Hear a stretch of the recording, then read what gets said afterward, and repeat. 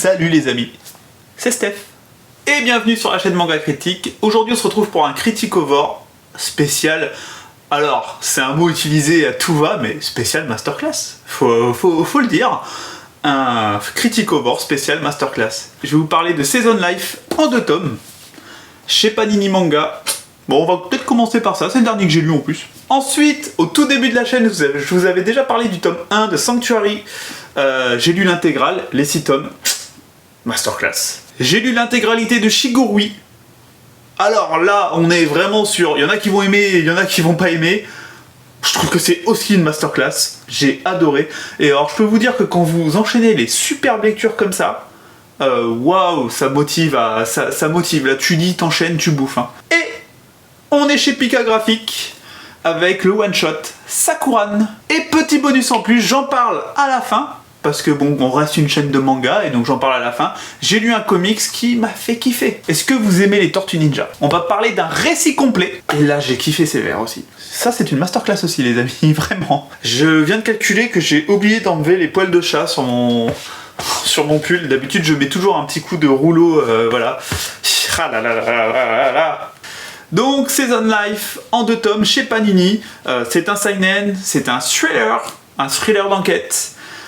On est à 15 € le tome, ce qui est un prix légèrement élevé vu, bon comme d'habitude je vais pas me répéter sur le papier jaune machin, mais vu l'épaisseur tout ça, mais bon, ça reste, c'est pas involonté quoi, c'est pas involonté, ça reste correct. On est vraiment sur l'édition ultra classique de Panini, je vous fais pas un zoom dessus parce que c'est vraiment l'édition perfecte de Panini, c'est un peu mou tout ça, voilà, il y a rien de fou. On va dire qu'il y a un effort au moins de... Le mec vient de dire qu'il fait pas de zoom dessus. Il y a un effort au moins de relief, etc. Voilà, on va leur laisser ça. Donc, on va suivre Monsieur Takeda qui apprend qu'il a un cancer. Il a plus de 50 ans, au moment où il allait prendre un poste très important dans son boulot. Sa femme est décédée il y a déjà quelques années, exactement du même cancer. Donc voilà, c'est le destin qui s'acharne contre lui. Et sa fille, ici, a disparu il y a 14 ans. Donc vous imaginez, ce pauvre Takeda est un peu au bout de sa vie. Et au moment où il est le plus au fond du trou, le téléphone va sonner.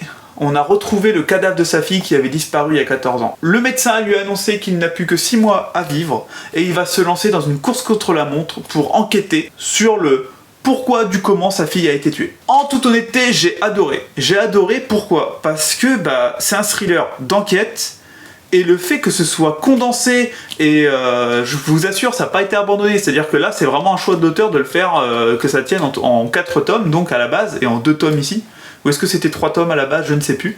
Le rythme du récit est super bien géré et moi je me suis pas embêté une seule fois. J'ai eu envie de lire, j'ai pas eu envie de m'arrêter une seule fois. Le personnage de Monsieur Takeda est super attachant, moi je l'ai beaucoup apprécié. J'aime beaucoup les traits de l'auteur. Les traits de l'auteur je trouve un peu Naoki Urasawa-esque, aident beaucoup je trouve à apprécier les personnages. Le récit ne se perd pas en fait, le récit ne se perd pas. Il sait où il veut aller, il va pas s'étaler avec une multitude d'intrigues. On est sur une intrigue, une enquête, il n'y a que ça qui compte et on y va tout droit et ça trace et j'ai énormément apprécié. L'ambiance est assez sombre mais pas pompeuse, on tombe pas dans le trop sombre, dans le trop too much, dans le trop... le personnage principal devrait être vraiment au final dans une spirale négative, mais au final cette enquête va le faire revivre et on le ressent et du coup en plus on n'est pas dans une... on n'est pas dans un mauvais mood quand on lit Season Life et c'est ça qui est bien, c'est qu'on est dans un bon mood alors qu'on est sur un père qui se bat pour savoir qui a tué sa fille et pourquoi, comment. Donc vous l'avez compris, je vous conseille Season Life, vraiment, j'ai beaucoup aimé. Je vais le noter, alors là c'est après lecture, hein, je l'ai lu il y a une semaine et je n'ai pas réfléchi à la note, je vous avoue, et je vais le noter à 16 sur 20. Bon, vous allez voir, hein, ça va beaucoup tourner 15, 16, 17, 18, hein, je pense, dans ces eaux-là. Voilà, je vais le noter 16 sur 20, hein, une petite pépite, j'ai adoré. Est-ce que vous avez compris que j'avais adoré Season Life? Sakuran, le one-shot de chez Pika Graphics. Bon, là, je vous ai un peu menti. C'était un peu putaclic, je vous ai dit spécial masterpiece. Celui-ci, je le considère un petit cran en dessous. Pas masterpiece non plus, mais très bon. Voilà, très bon. Spoiler, allez, spoiler sur la note. De toute façon, vous savez que j'ai aimé tout ce qui est à lire, tout ce qui est à critiquer plutôt. Spoiler, allez, on est sur un 15 sur 20, les amis. Ce qui est pas mal, vous le savez, hein, moi je suis sévère dans les notes, donc 15 sur 20, c'est vraiment bon. Donc on va suivre cette demoiselle qui se retrouve donc dans une maison de courtisane, hein, qui devient ni plus ni moins que geisha. On va la suivre de son enfance à son âge adulte, tout simplement. Donc pour ceux qui ont vu le film La vie d'une geisha, on n'en est pas loin, mais l'autrice Mayoko Hanno a vraiment un style très particulier, très à elle, et c'est assez brut de décoffrage. Ça peut être assez violent, sans être, pas de la bagarre, mais ça peut être assez violent dans les actes, on va dire, dans ce qui se passe. Et c'est ce qui fait l'identité de ce manga. J'ai eu très peur sur le coup à la lecture du premier chapitre, parce qu'elle a des chara-design assez spécifiques. Voilà, il faut s'y habituer sur le coup, et par exemple, dès le premier chapitre, il y a plusieurs adultes qui ont la même tête, et franchement, j'ai eu du mal à les reconnaître, et je vais même y aller, je vais pas y aller par quatre chemins, j'ai pas trouvé trop d'utilité à ce premier chapitre. Puisque après, à partir du deuxième chapitre, on part sur l'enfance du personnage principal. Je vous dis pas son nom parce que comme elle est dans une maison de courtisane, elle change plusieurs fois de nom en fait dans le temps de l'histoire, et je vous avoue que je me rappelle plus du coup. Donc je vous dis pas forcément son nom. Vous le savez, j'ai un problème avec les noms et les prénoms, je suis naze. Là-dessus, j'ai pas de mémoire. Donc ce récit va nous plonger dans la dureté de la vie d'une geisha, dans la dureté de la maison d'une courtisane, de son enfant jusqu'au moment où elle va arriver à éclosion, dira-t-on. Vraiment j'ai aimé, ça m'a bousculé parfois, ça m'a fait un petit peu rire, j'ai été heureux pour elle quelquefois et j'ai été triste pour elle quelquefois, donc ça a vraiment marché sur moi. Alors bien sûr, si vous aimez pas ce genre de récit, n'allez pas dessus, hein. Si vous aimez pas tout ce qui est sageuk coréen, si vous n'avez pas été touché par les carnets de l'apothicaire, alors attention, on n'est pas du tout sur le même ton, mais si vous n'avez pas été touché par ce genre de récit de ça, je pense pas que ce soit forcément pour vous. Comme je vous ai dit, on n'est pas du tout sur le même ton, c'est plus sombre, c'est plus adulte que les carnets de l'apothicaire, clairement. Pour le coup, je vais vous parler d'édition, parce que on est chez Pika Graphics et on est à 20 €. Sur le coup, je me suis dit, ah, c'est un petit peu cher, 20 €, voilà. Mais le fait est, les amis, que, bon, on est bon, vous voyez, sur un bon bouquin, le papier est bien blanc, je pense que c'est le même papier que pour l'édition colossale de l'Attaque des Titans, et je trouve qu'on a des pages colorées quasi à chaque chapitre, qui sont vraiment jolies. Regardez-moi ça, les amis, c'est beau, c'est propre, franchement j'aime beaucoup. Et après on passe, voilà, donc vous le voyez, les dessins, comme je vous ai dit, on est sur quelque chose d'assez spécifique, faut s'y habituer, mais je vous rassure, dès qu'on a vu un bout de fesse, alors je sais pas si YouTube va m'emmerder avec ça, on verra si ça passe, mais voilà, dès qu'on arrive, en fait dès qu'on s'habitue au dessin, on y est, tout est bon, voilà. Donc vous l'avez compris, je vous encourage franchement à tenter Sakuran. Bon, si vous le trouvez d'occasion, ou même, voilà, ça fait un petit peu cher, 20 € sur le coup, mais au final, franchement, vous n'êtes pas volé. Paf, Shigorui. Alors là, pour moi, c'est une véritable masterpiece. Là vraiment, c'est un coup de cœur. Oh là là, qu'est-ce que j'ai aimé. J'ai bouffé les 10 tomes en 4 jours, 3 jours. Vous imaginez, c'est une perfecte. Voilà, j'ai vraiment adoré. L'édition de Meian, je vous en ai déjà parlé 1000 fois dans les achats manga, mais bon, on est à 10 €. 9,95 €. Je pense qu'il faut en profiter parce que jamais on reverra ça en ce moment, jamais. Et vraiment, les amis, l'édition est folle. Même le papier est plutôt blanc, vous voyez, pour 10 €. Franchement, Meian, ils ont fait un truc, c'est incroyable. Qu'est-ce que ça raconte sur Gorui? De quoi ça s'agit? Si je dis pas de bêtises, on est au début de l'ère Edo et il y a un tournoi qui va arriver, un tournoi qui se fait à sabre réel, ce qui est très rare et je crois même proscrit à l'époque. On va voir arriver 2 samouraïs, un qui est aveugle, qui a un trou dans le pied, le mec est complètement déchiqueté, et un autre à qui il manque un bras, et en fait on a un duel où on se dit mais c'est quoi ce duel? Mais en même temps les dessins sont tellement fous que l'auteur arrive déjà à nous faire comprendre que c'est pas des samouraïs habituels, qu'on est sur des gens qui ont du vécu et qui ont des choses à nous raconter, et juste avec le dessin, et ça c'est incroyable. Et à partir du moment où le duel va se lancer, pouf, on part dans le passé et on va nous raconter l'histoire, la rivalité de ces 2 samouraïs qui sont des rivaux. Alors, c'est ultra sombre, irrévérencieux au possible, dégueulasse. Le dessinateur dessine des corps comme jamais j'avais vu des corps dessinés dans un manga. C'est, voilà, un mec qui se fait découper, c'est gore, tu vois tout. J'ai vraiment eu des sensations quand un mec se faisait couper la jambe. Vous savez, j'ai eu des fourmis à l'endroit, dans la jambe, ça me l'a fait 2-3 fois ou quoi, ou dans le bras, parce que je me suis dit, ah, c'est dégueulasse, putain. Voilà, c'est... Ah. Les personnages, tous les personnages sont des salopards qui pensent qu'à eux. Et là, pas de répit, tu vas pas souffler, tu vas pas te retrouver dans un récit où oh c'est kawaii, où je me repose, où c'est mignon. Non, rien de tout ça. T'es vraiment sur un récit qui parle de plusieurs salauds qui ont un objectif et qui vont essayer de l'atteindre. Chose incroyable, je n'ai pas réussi à prendre part pour un des deux rivaux, c'est-à-dire qu'il n'y en a aucun des deux. Pourtant, on te pose quand même ce personnage comme étant plutôt, je trouve, le personnage principal. Et j'ai pas réussi à départager, j'ai pas réussi à vraiment me dire « Ah, je préfère ce personnage à celui-ci », tout ça. Justement parce que ce sont tous, au final, des salauds, des gens qui pensent qu'à leur gueule, des gens qui, s'ils doivent tuer des gens pour grimper, pour arriver à leurs objectifs, le feront. Et ça, je trouve que c'est un coup de génie, ça change. Encore une fois, j'ai trouvé le récit ultra bien mené du début à la fin. J'ai pas trouvé qu'il y en avait en trop. Allez, à la limite, vers le tome 8, j'ai commencé à me dire, quand on sentait que la fin arrivait, j'ai commencé à me dire, ah allez, quelques chapitres de moins auraient pas fait de mal, mais c'est tout, c'est pas 3-4 tomes, c'est pas, voilà, vraiment ça me l'a pas fait. En petit défaut, je devrais dire que tous les noms de clans, tous les noms de personnages, des fois j'étais un peu perdu, mais c'est souvent le cas avec les récits historiques de samouraï. Je pense qu'on a un petit peu l'habitude et que des fois, moi, je me rappelle plus c'est qui, c'est pas très grave, et puis de toute façon, quelques cases après, ah oui d'accord, c'était lui, ok, voilà, t'arrives à raccrocher les wagons, mais faut s'accrocher un petit peu à ce niveau-là. Faut avoir l'habitude, c'est sûr, si t'as jamais lu de manga de samouraï, ça reste, c'est peut-être pas le meilleur pour commencer, tu vois. J'avais vu l'anime, j'avais déjà vu l'anime, et je peux vous dire que l'anime était long. Long et chiant parfois, mais pas inintéressant, donc c'est pour ça que j'ai pris le manga, et je me suis dit, ça risque d'être meilleur manga. Et ouais, le rythme du manga n'a rien à voir avec le rythme de l'anime.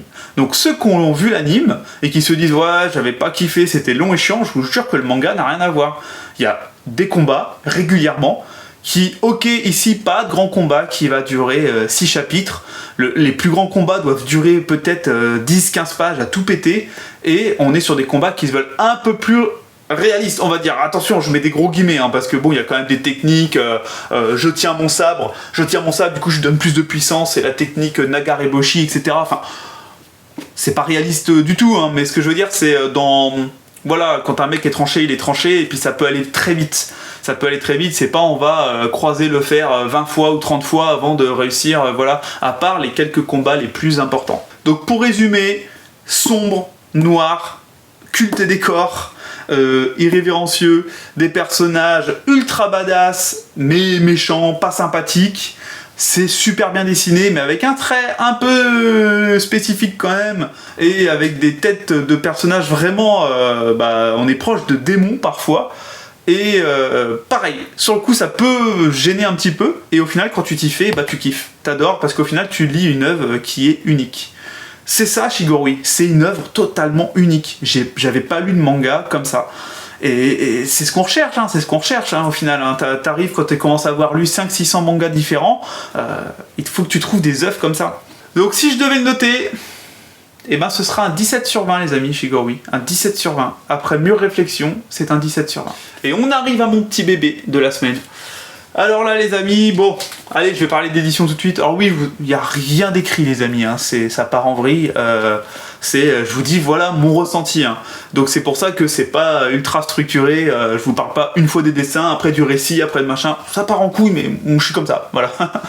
Donc l'édition je vous en ai déjà parlé 1000 fois, hein, lors des achats manga, on est vraiment sur un truc, voilà.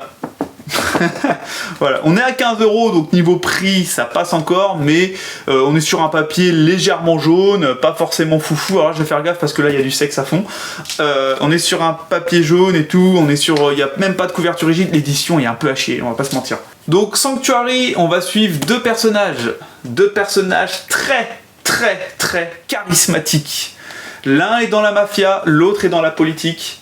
Et leur but à eux, c'est d'arriver au sommet de la hiérarchie du Japon. Et de changer ce Japon. Donc là encore, on est sur un récit sombre, bon, pas aussi gore que Shigorui, on est quand même sur quelque chose de plus sage au niveau du gore quand même, rassurez-vous. On est sur un récit sombre, très adulte, on est sur de la mafia et de la politique. Voilà, je veux dire, tu fais pas plus adulte que ça en règle générale. C'est de la manigance, comme je vous avais dit quand je vous avais critiqué le premier tome, et c'est ça tout du long. Y a beaucoup de choses qui se passent que tu comprends pas pourquoi, et tout d'un coup... Ah ok, il a fait ça pour ça, ça fait 3 chapitres qu'on me parle de ça, mais c'est parce qu'au fait qu'il avait préparé ce coup-là, ok, voilà. C'est vraiment, on retrouve ce côté mafia. Ce que j'aime, c'est qu'il y a presque 2 récits l'un dans l'autre. Il y a le récit mafia d'un côté et le récit politique. Les deux se croisent entre deux. Et voilà, t'as vraiment 2 parties. Pour ma part, j'ai préféré, moi, la partie mafieuse. C'est plus ma came. J'ai aimé la partie politique et j'ai trouvé que c'était impressionnant de me faire aimer la politique en manga. J'aurais jamais cru que j'aurais pu aimer un récit politique en manga, sincèrement. Mais voilà, j'ai quand même moins aimé que la partie mafieuse. J'étais plus sur la partie mafieuse. Mais par exemple, Adrien de la chaîne Sélection Manga, qui l'a lu aussi, m'a dit qu'il préférait la partie politique. Donc là, ça va être les goûts et les couleurs. Et c'est pareil, moi on est sur une masterpiece pour moi, on est sur un coup de cœur pour moi, Sanctuary.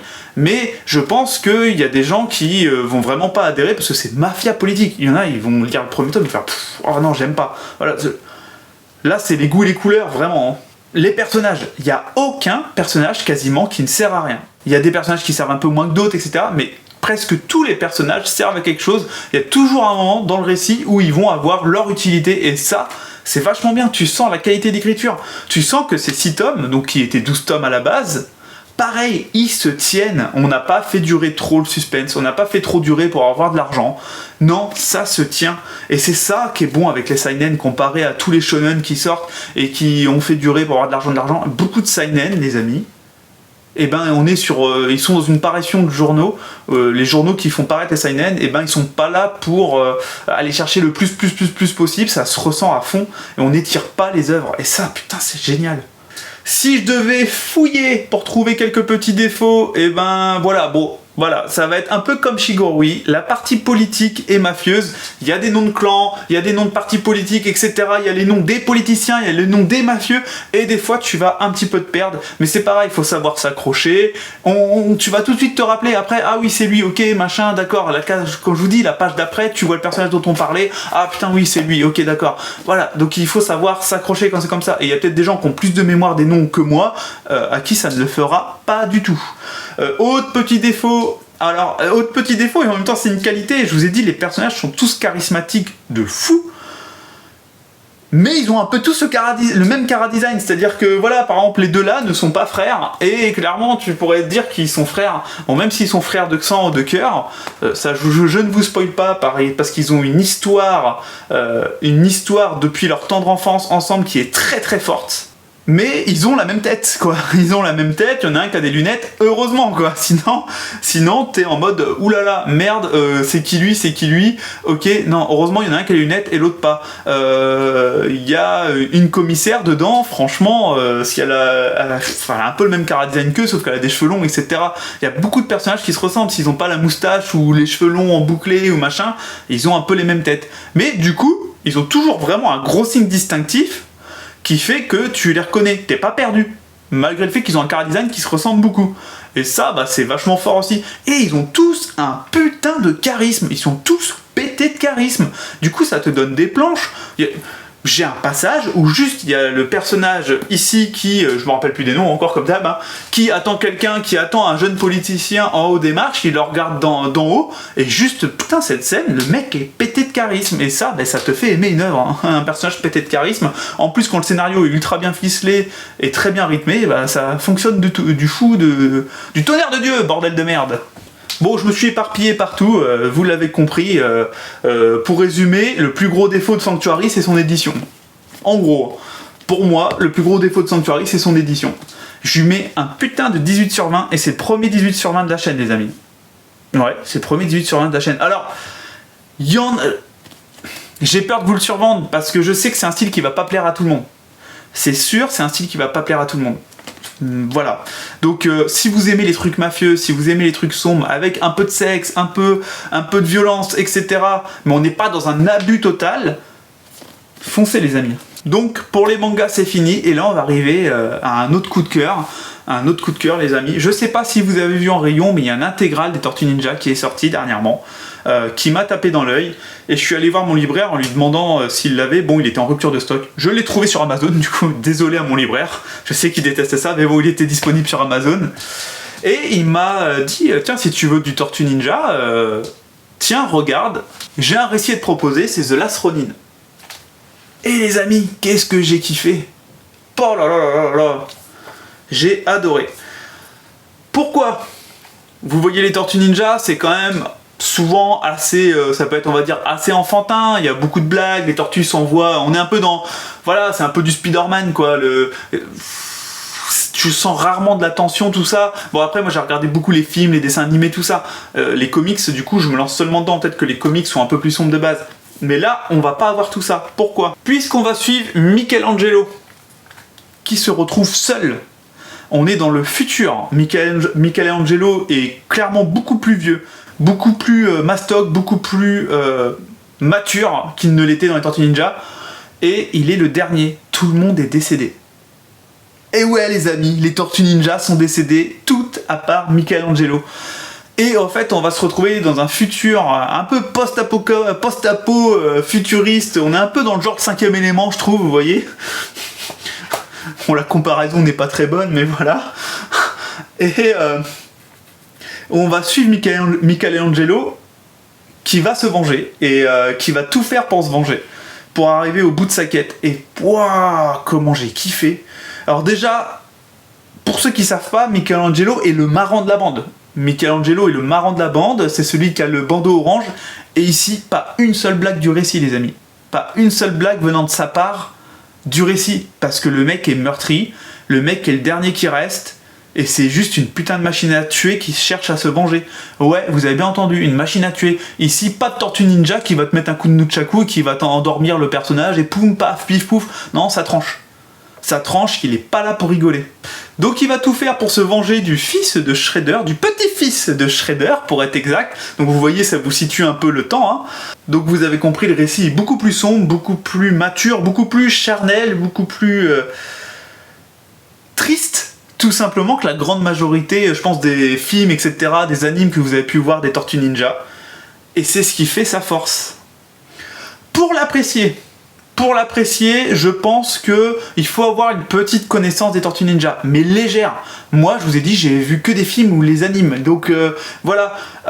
Faut connaître Splinter, leur maître, faut connaître Shredder, le méchant, April O'Neil, Casey Jones, par exemple, et les 4 tortues. Voilà, Casey Jones, pour ceux qui savent pas, celui qui a le masque de hockey. Voilà, tu connais ça, franchement, tu connais ça, tu peux te lancer et apprécier ce récit. Après, si t'as vraiment aucune connaissance des tortues, je te conseille quand même de aller regarder quelques conneries avant. Juste, même tu te mates les films des années 90 ou les films de Michael Bay que je trouve extrêmement mauvais, mais voilà, ou à la limite, tu vas te regarder le nouveau film qui vient de sortir aussi, c'est une solution. Maintenant, je vais vous parler de l'édition, parce que de toute façon, le récit, il n'y a pas grand chose à dire sans spoiler, je ne veux pas vous spoiler. Alors, l'édition, on est sur donc une couverture rigide, on est chez iComics. Pour ceux qui ne savent pas, iComics, c'est géré par Sullivan Rouault, la personne qui est derrière Mangetsu. Donc en fait tout ça appartient à Brajlon. Brajlon qui est un éditeur de livres très connu de fantasy beaucoup. Donc Mangetsu, iComics. Bon, on n'est pas du tout au même chiffre de vente que Mangetsu. iComics a failli fermer plusieurs fois. Voilà. Et du coup, voilà, ça appartient à Mangetsu. On est sur un prix quand même, on est à 30€. C'est assez élevé. Alors après on est, attention, hein, sur une finition quand même, couverture rigide, titre brillant, papier glacé, tout en couleur. On est sur des dessins, bon vous le voyez, hein, on est sur une Tortue Ninja quand même beaucoup plus mature, hein. Je vais essayer de vous trouver un endroit où par exemple on voit torse nu, etc. Vidéo pas préparée. Voilà, vous allez le voir comme ça, sans son masque, etc. Alors j'espère qu'avec le papier glacé, on n'est pas sur une trop grosse réflexion. Donc voilà, vous allez le voir sans son masque, voilà, on est sur un trait beaucoup plus adulte, en fait, tout est plus adulte là-dedans. Mais bon, voilà, on est à 30€, je pense que il y a encore quelques 2-3 ans, ça aurait été à 25€, clairement. C'est légèrement cher, mais franchement, ça vaut le coup. C'est vraiment top. Donc vous l'avez compris, je vous le conseille très fortement. Voilà, on est sur une illustration là qui je trouve reflète totalement l'énergie de la série. On est sur Michelangelo avec un bandeau noir, avec du sang partout sur lui et qui est extrêmement triste en regardant toutes les armes et les bandeaux de ses frères et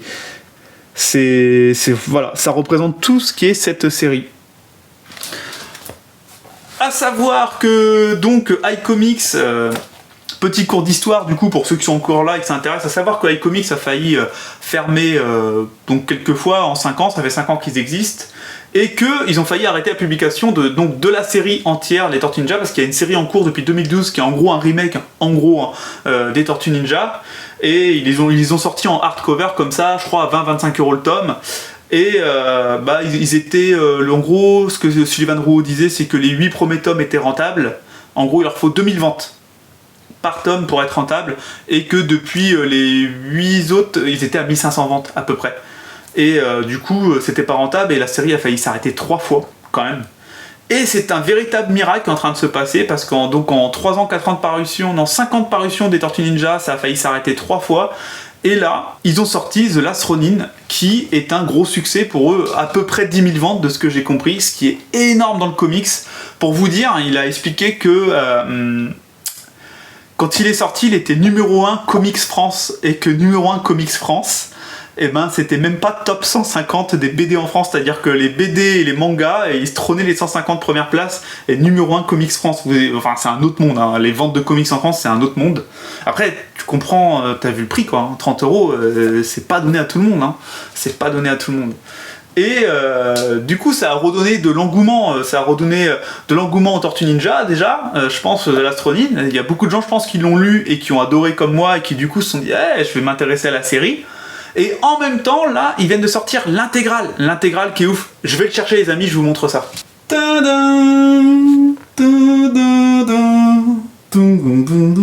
je vais me faire striker par YouTube parce que mon imitation de la chanson Thriller est tellement bonne. Oh là là. Donc vous le voyez, en rayon, il m'a tapé dans l'œil. Avec le relief, Raphaël, le design, le Cara design, j'ai adoré. On est sur un truc, c'est largement tome double, je pense, un truc dans le genre, je sais pas trop, mais voilà. Et là, énorme succès, ça fait la 2e fois qu'il est réimprimé, 2e fois qu'ils refont un tirage, donc on doit être au moins genre à 10 000 ventes aussi. Alors que c'est iComics, hein, c'est Mangetsu, c'est Sullivan Rouault, on est à 40 €. On est à 40 €, c'est assez cher, mais super travail, ça envoie du lourd quand même dans la collection. Alors oui, je suis un pigeon sur les comics, les amis. Mais c'est pareil, on est à 40 €, mais bon, vous voyez le travail sur la couverture, relief, il y a différents, il y a 3 couches, en fait. Il y a 3 couches, 3 reliefs. 3 dimensions, en fait, presque, sur la couverture. Et pareil, hein, on est sur du papier glacé. Couleur, ça n'a rien à voir avec du manga, hein, automatiquement. Vous voyez bien, c'est autre chose, hein. C'est autre chose. Et donc là, c'est un miracle. Tortue Ninja en France actuellement, c'est un putain de miracle. Quand tu sais que la série a failli s'arrêter 3 fois et que là, ils le vendent à 10 000 exemplaires, en gros, à peu près. C'est des chiffres que je sors de ma botte, hein, à peu près, je pense. Hein. Peut-être même plus, j'espère pour eux même que c'est du 20-30 000 exemplaires, ce serait génial. Et voilà. Je vais me lire ça va, du coup, comme il y a du succès, ce que j'ai compris, c'est que ça va sortir tous les 3 mois. Le prochain est prévu pour octobre. On est parti pour une douzaine comme ça, hein, les amis. Si vous voulez, au fur et à mesure, quand je lirai et que je vous dise ce que j'en pense, dites-le moi dans les coms, hein, toujours pareil. Hein. Mais voilà, en fin de vidéo, comme ça, je vous parlerai de manga, et puis de temps en temps, je pourrais vous parler, pareil, en achat manga, à la fin. Ce sera toujours à la fin pour ceux que ça intéresse.